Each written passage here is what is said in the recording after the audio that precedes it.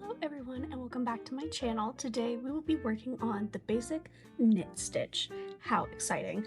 So I just wanted to show you guys kind of what just knitting looks like from both sides, because there is a right side and a wrong side when it comes to knitting. So yeah, that's kind of what just knit looks like, and today I'm going to show you how you can make this. You don't need these needles. You can do this just on straight knitting needles. I also recommend for the majority of people to use wooden needles. I take my anger out on my knitting, and I have such a tight tension that metal needles help me to not have such a tight tension to where you can't get the needle into your stitches. This is not common for most people. Most people actually have a hard time keeping their stitches tight on metal knitting needles, but what I always say is just each person is going to be different. Try what works for you. I recommend starting with wooden needles, and I recommend starting with straight needles, not cable. Well, these aren't cable. These are just needles with a cord in between, but straight needles are just like this without the rest of this, and it's significantly longer based on whatever project you're trying to do. These are just the needles I happen to have on hand. Anyways, let's get started, shall we? So I'm going to bring some of this around town so we can actually work with it. And I'm going to take my yarn and kind of unroll it a little bit and throw it to the back of the needle. Now, remember your tension. You're going to wrap around your pinky because this is going to allow it to be controlled through your finger, and your ring finger is going to stop it or let go of it, or stop it or let go of it. So we're going to take our first stitch, kind of push it to the edge here. Now I'm going to try and do this where you guys can see it. I'm sorry, I'm a new YouTuber. So you're going to take your other needle in your dominant hand. You're going to stab it in the front through the needle, or through the through the loop. So this is kind of what it looks like from all angles. And then you're going to wrap and pull through the loop and chuck it off a cliff. I'm going to show you again. Take your right hand needle, go in the front of the loop. Sometimes you can use your other finger to kind of help you out. This is again kind of what it looks like from all angles. You're going to strangle. You can also, again, hold this if you're struggling, but pull it through. Let's see. Pull it through the loop. Pull it up a little bit and chuck the stitch off the cliff. Do it one more time. We're going to go through. Again, this is what it looks like. I want to make sure you guys get it from all angles, because every time I try to watch a tutorial, you can't see what they're doing. So this is what it looks like from all angles. You're going to wrap around. You're going to then pull through your stitch, pull up your needle a little bit so it doesn't fall off, and chuck the old one off the cliff.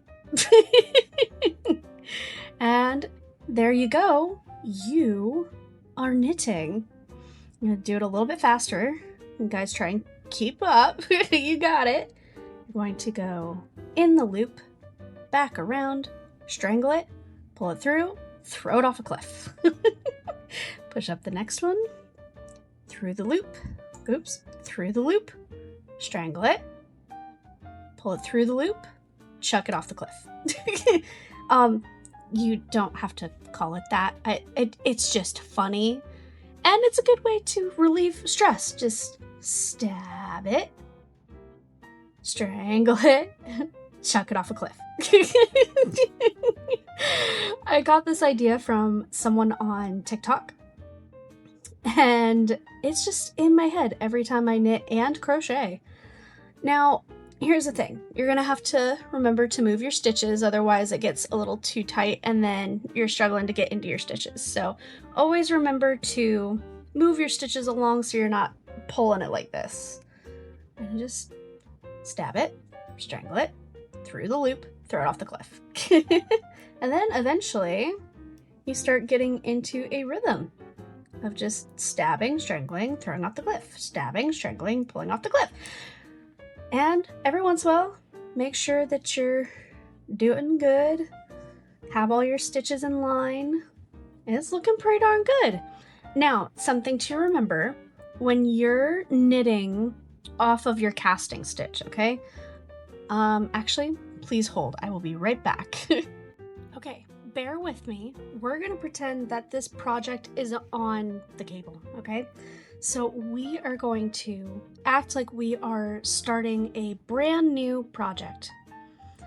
So obviously you have your cast on, right? So here are your cast on stitches, right? And you're like, oh my gosh, I'm just starting this brand new project. Yay, I'm so excited. Something to remember when you are casting on is you don't want to make your cast on stitches too tight. And here's why. First of all, this is a very splitty yarn. And what I mean by that is when you're first casting on, you can see each of the fibers of the yarn.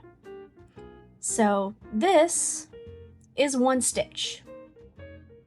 And it's kind of hard to tell where your stitches are with splitty yarn. Now, this is not good demonstration yarn, but this is a good yarn to show you troubleshooting, because this is a very soft, wonderful yarn to knit with. And honestly, once you get past the first row, this won't really be much of an issue if you're careful for the rest of your stitching. However, when you are knitting that first row, it is a pain in the patooski. So I'm going to show you kind of troubleshooting through that and why making sure you have properly tightened, balanced cast on stitches, because you don't want it too loose. Otherwise, this bottom, this is where your cast on stitches are. If you do it too loose, it hangs out like this. And actually, I've had it so bad that it's like bubbled. And it looks like it was almost like a decorative stitch instead of that nice little chain stitch at the bottom. As you can tell, this one's looser than the rest of it. You could kind of tell every once in a while I had one that was a little too loose. So you don't want it too loose. That's important. But you also cannot have it too tight, because as you guys know, I have tension issues. I do everything too tight. Everything. Cast on, knitting stitches. That's why I have the metal needles. But this can be avoided, honestly, for most normal people that aren't taking out their anger on their knitting. So with the splitty yarn, I'm going to try and get as close as I can. Sometimes with splitty yarn, I can kind of pull it out a little bit. And this is not like a taught method or anything. This is just, I'm trying to survive this stupid thread. So you want to make sure you're not splitting the yarn, okay? An example is if I don't kind of pull out the stitch a little bit, you can kind of split your stitch a little bit, and then it looks really funky and it doesn't really hold its structure very well. So you want to make sure you kind of pull it out enough that you're not having that split. It's kind of hard because your first stitch, it's attached to the tension, so if I pull, it's going to pull the yarn.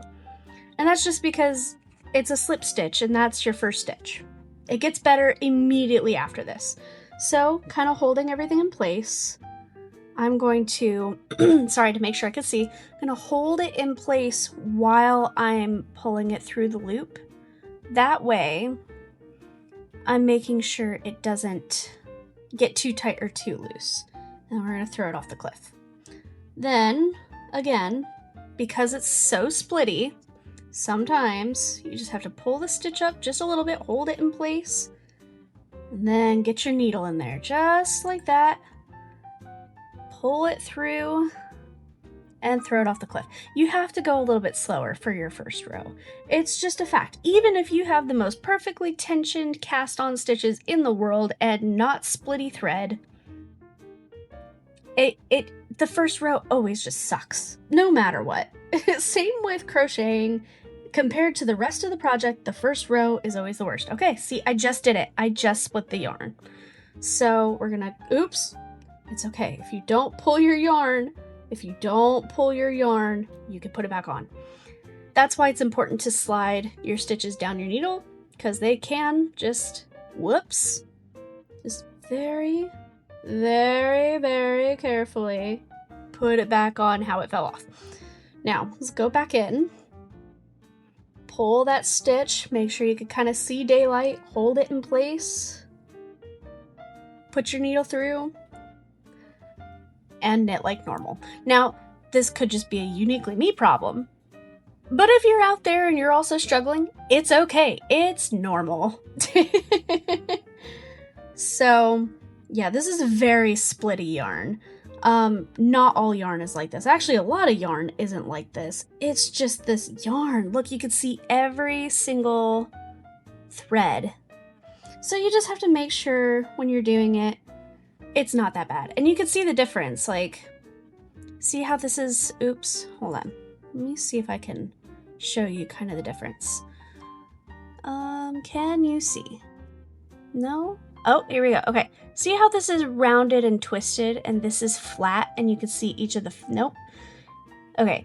Now you can see kind of each of the fibers are in line with each other versus this, it's twisted.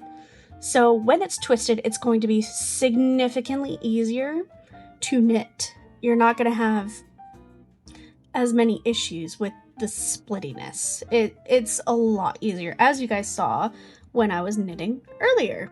But that is a common problem, is splitty yarn that just has a mind of its own. It's a fiber. You're gonna deal with fibers. It gets easier. The first row, you're gonna wanna chuck your project out the window. It's okay. You can always whoop and whoop. Just like that, you can always start over.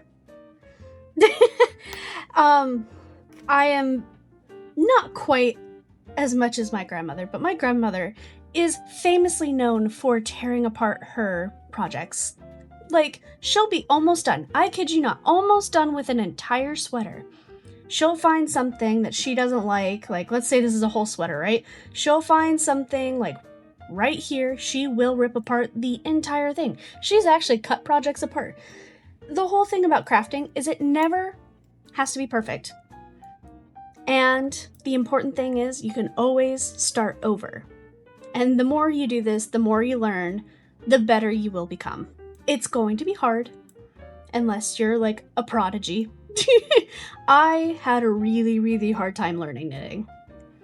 I crocheted from the time I was like 7. I could not figure out knitting until I became an adult. And even then, I still struggle. There are still things I'm learning.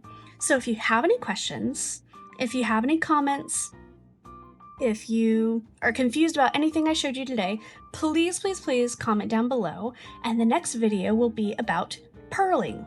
Not pearl as in sea pearl, pearl as in P-U-R-L.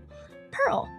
And knitting and purling are the foundation of every knitting project you will ever do. So pretty much, you'll be a master after this next video, technically. Anyways, thank you guys for being here. Again, if you have any questions, please let me know down below, and I will see you guys soon. Okay, bye!